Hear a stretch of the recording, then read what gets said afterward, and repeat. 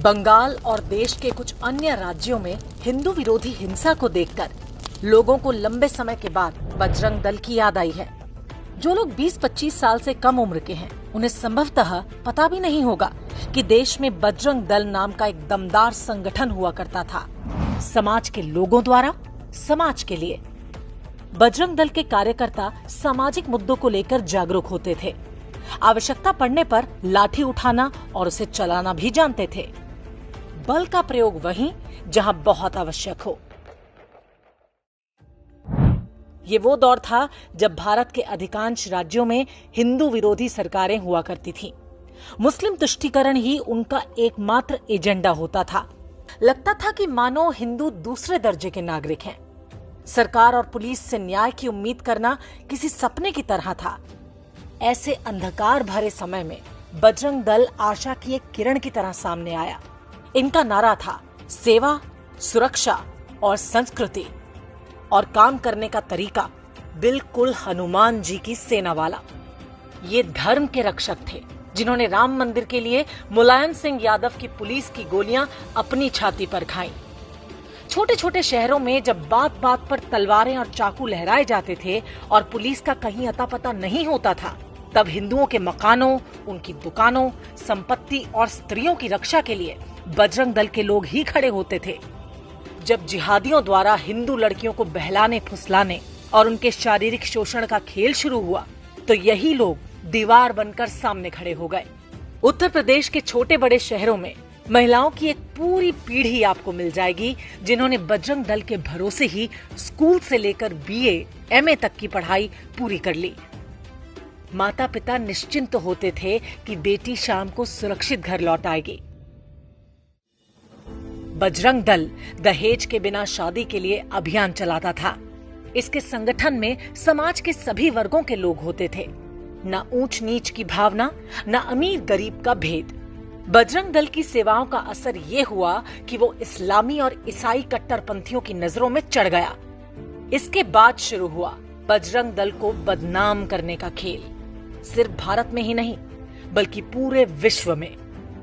सबसे पहले वर्ष 1992 में बाबरी उन्मूलन के बाद बजरंग दल पर प्रतिबंध लगाया गया, लेकिन बाद में इसे हटाना पड़ा।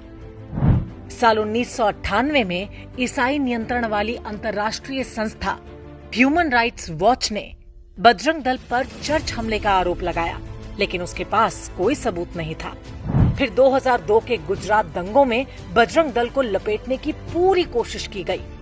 हिंदू विरोधी चैनल एनडीटीवी ने 2005 में दावा किया कि महाराष्ट्र के नांदेड़ में बजरंग दल के कार्यकर्ता बम बना रहे थे ताकि देश भर की मस्जिदों में विस्फोट करा सकें।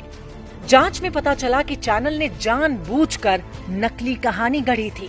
वैलेंटाइन डे के बहाने बजरंग दल को बदनाम करने की कहानियां खूब बढ़ा चढ़ाकर मीडिया पर दिखाई जाने लगी। इस दुष्प्रचार का परिणाम ये हुआ कि भाजपा और आरएसएस के बड़े नेता दबाव में आ गए। उन्हें बजरंग दल की गतिविधियां बोझ लगने लगी और वो इससे दूरी बनाने लगे। मनमोहन सिंह, सोनिया गांधी की सरकार बनने के बाद पूरे राज्य तंत्र का एकमात्र लक्ष्य बजरंग दल के अस्तित्व को मिटाना हो गया। आतंकवाद से लेकर प्रेमी जोड़ों की पिटाई तक के आरोप लगाए गए। बजरंग दल ने भारत में ईसाई मिशनरियों के धर्मांतरण अभियान को चुनौती देने का प्रयास किया था। इसकी महंगी कीमत उन्हें चुकानी पड़ी।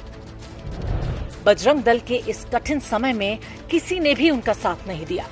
पहले मीडिया ने उसे खलनायक बनाया, फिर फर्जी पुलिस केस और मुकदमे थोपे जाने लगे।